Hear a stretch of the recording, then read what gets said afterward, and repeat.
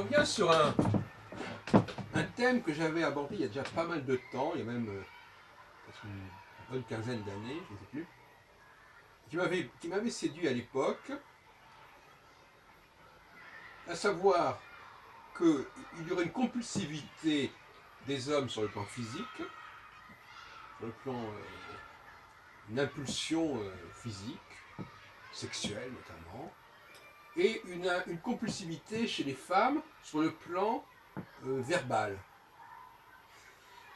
Je me souviens que j'avais développé ça, je sais pas, dans les années 2000 et quelques. Et cette espèce d'échange m'avait plu. Je ne suis pas revenu récemment, mais je pense que c'est intéressant.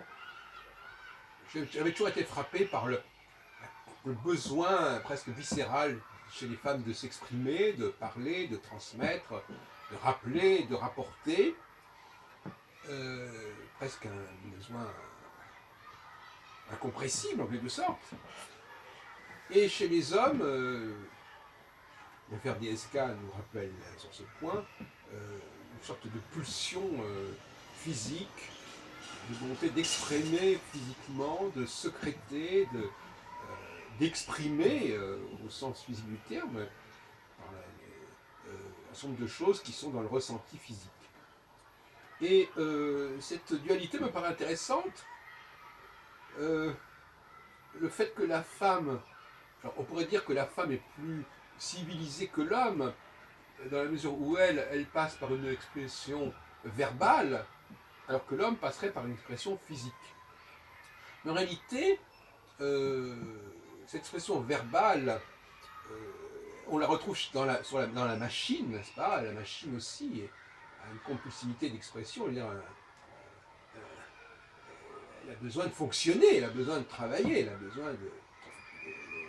Normalement, si on pouvait rentrer dans la psychologie, dans le psychisme d'une machine, notamment de tout ce qui concerne la production de son, la radio, les lecteurs de CD, etc., il y a un besoin de déballer des choses qui sont engrangées, qui sont emmagasinées.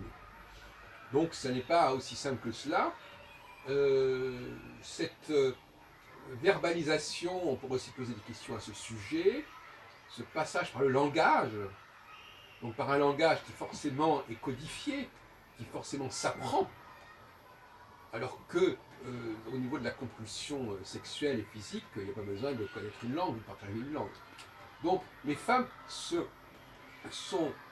passent par un acquis, c'est-à-dire que leur compulsion verbale, elle est fonction d'un acquis culturel, d'un acquis linguistique, qu'elles vont exploiter. Alors que chez les hommes, on est plus dans l'innéité, quelque chose qui n'est même pas encore, qui n'a pas besoin de passer par des clivages socioculturels, qui n'a pas besoin de passer par des clivages linguistiques. Et je crois que c'est très intéressant de mettre en avant cette opposition, qui est quand même une clé comportementale non négligeable, il faut dire ce qu'il y est. C'est quelque chose qu'on peut observer assez facilement. Et à ce propos, je terminerai là-dessus parce que cette vidéo est censée être assez brève pour des raisons techniques. À ce propos, je dirais que la notion d'observation, parce que, qu'on le veuille ou non, malgré tout, la compulsion implique une forme d'observation. Je ne vais pas me précipiter sur une femme si je ne la désire pas, si je n'ai pas perçu chez elle quelque chose qui m'attire, qui me séduit. Donc, quelque part, je dois observer, je dois capter et découvrir ce qui peut effectivement m'exciter. Dans le cas de la compulsion verbale, l'autre n'est pas si important que cela. Je suis là, je délivre ce que j'ai à dire, et je pourrais même parler devant un mur. Et souvent, d'ailleurs, les femmes ne font pas très attention à leurs interlocuteurs. Elles ne tiennent pas compte de leurs interlocuteurs. Elles se disent, voilà, j'ai des choses à dire, ils n'ont qu'à écouter ce que j'ai à dire. Il n'y a qu'à noter et à assimiler ce que j'ai à dire. Donc là aussi, la femme n'a pas besoin d'observer le monde. Elle est beaucoup plus émettrice, alors que l'homme est beaucoup plus récepteur finalement.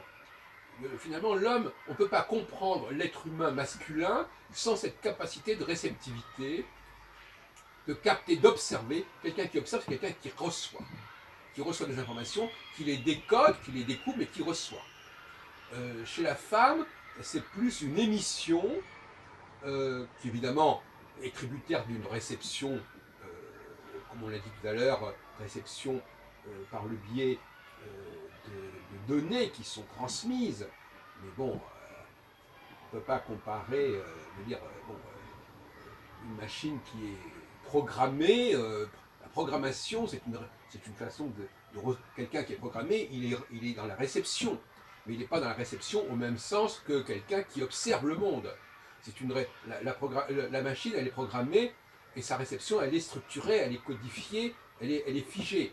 L'observateur, lui, au contraire, il a une liberté de captation du monde qui est infiniment plus grande. Voilà. Donc voilà ce que je voulais vous dire sur ce sujet. Je pense que c'est un petit peu une clé de ma réflexion depuis très longtemps, en fin de compte. Vraiment un élément qui est au cœur, qui est à l'origine peut-être même de ma problématique sur le masculin et le féminin.